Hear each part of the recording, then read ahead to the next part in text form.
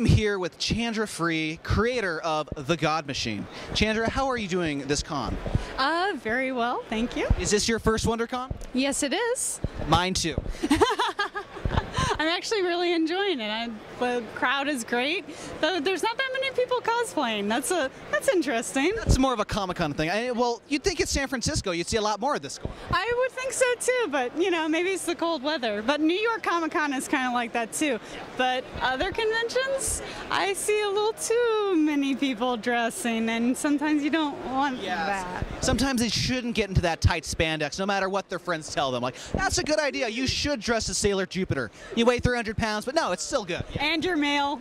And yeah, no one wants to see that kind of stuff. So you have a comic called The God Machine. Tell me, what is that about?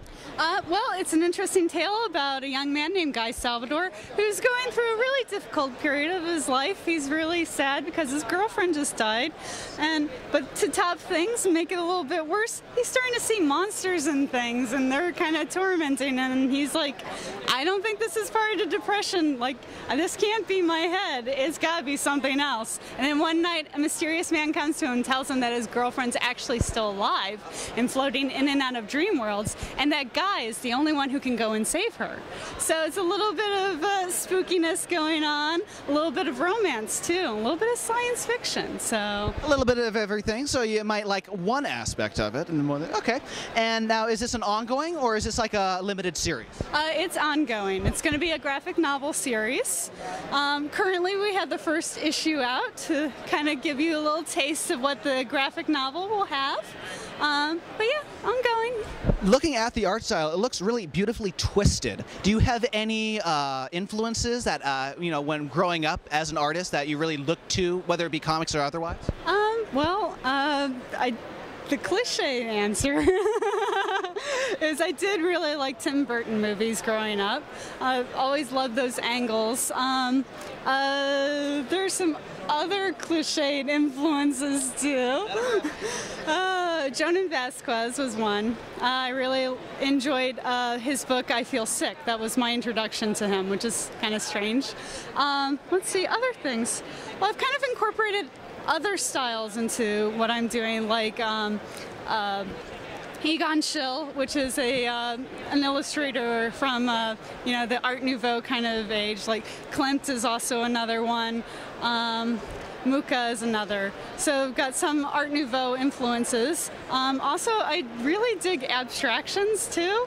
So it's a little bit more than just spooky twistedness. There's a little bit of, you know, fine art kind of coming into it, and just my own favorite aesthetics that just have kind of formed over time. And also, anime was kind of an influence at one point too, when I was really young. And then I got out of it before everyone actually got into it. So you're ahead of the game. I was ahead of the game, and then everyone liked it, and I'm like, oh, well, I don't like this. Well, now that it's cool, you know, I knew when it was cool, okay? I was the originator of cool. Now, you have this going on currently. Is there anything else you're going to be working on in the future that is not God Machine?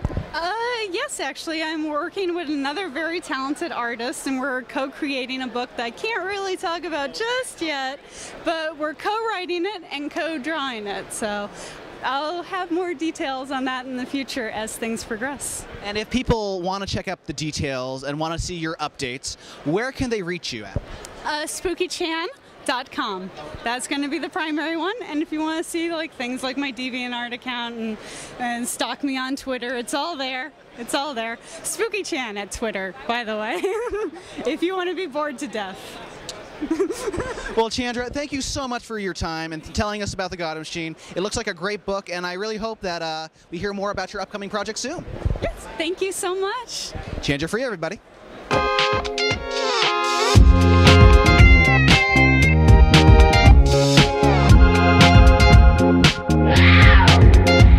I am still here at the Archaea booth, and this time I'm with artist extraordinaire Patrick McEvoy. Patrick, how are you doing this WonderCon? I am doing really great and selling a lot of good stuff and spreading the word about my comic book. And your comic book is Starkweather Immortal. Can you tell us what it's about? It's a young man, Alex Starkweather, who's a bit of a jerk. He's a lot of a jerk. He's just turning 20. His life isn't going too great. He's a short order cook, and one day he accidentally kills his boss. He discovers he's a very, very powerful witch, and this has been hidden from him his whole life. But now that his power's manifested, the witch hunters are coming after him. So what's he gonna do? Well, you know, I think we can relate with accidentally killing our bosses. So who among us hasn't done that once or twice? We just don't tell where the bodies are buried. So now that he figures out he has these powers and he has a legacy of some sort, is there going to be like whether it be an older elder of some sort teaching him the ways, or is it like a school, like maybe Hogwarts? We get into a lot of really fun politics. There's a number of clans of the witches, and they all want to lay claim to him because he's the most powerful one. There's the elements of the church who are hunting the witches, and they have their own powerful weapons against the witches. Disbelief. If enough of them can get together and disbelieve in witchcraft, it makes their powers stop working. And like with fairies too, like, you know, I don't believe in fairies. Yeah, if you clap your hands while you're reading this book, you'll really help Alex Starkweather. So. Now, is this going to be an ongoing, or is this a miniseries? This is a mini-series. In some ways, it's a prequel. There was a Starkweather mini-series done by Arcana, as opposed to Archaea, several years ago, and I was not the artist on that. The creator, Dave Rodriguez, wrote it and had another artist do it.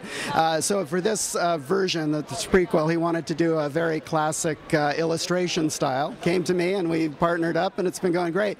But it is open-ended. I guess since it's a prequel, it's no mystery that he survives. But then who else survives? That you don't know. Okay, and then you also do a lot of Cthulhu posters, right? I do Cthulhu art. I do a lot of horror and fantasy art in general. I did the Call of Cthulhu a collectible card series for Fantasy Flight. I did about 80 cards for that, so I'm kind of well known for that. And I've done the Fall of Cthulhu series for Boom Studios I did covers for. So I'm kind of known for that stuff, I guess. Cthulhu's kind of your homeboy, as it were. Kind of, yeah. I also did the H.P. Lovecraft primer, that's sort of a bestiary, so I did all the creatures in that. So yeah, I'm typecast, but I love doing it, so that's okay. And as an artist, you also have a podcast, is that right, with other artists? I do. It's called Ninja Mountain, and it's a group of professional fantasy artists from all over the world. We work mainly in gaming and comics and things like that, and we get together every week and talk about the art and business of illustration, and it's been going for about 13, 14 months now, weekly. And anyone can look it up. It's ninjamountain.blogspot.com, or just check out Ninja Mountain on iTunes.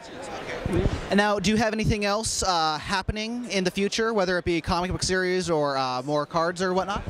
Well, my day job, so to speak, is doing freelance art and iPod applications. I work for Marvel as a freelancer in their marketing division. But my big thing is I'm working on a comic book series right now. I can't really say much about it. Another very talented artist. We're sort of co-writing and co-drawing together. I can't say who it is. It's a mystery. It's a mystery, especially if these interviews are played back to back. I know. Exactly. Alrighty, and if they want more of your stuff and more updates, where can they find you?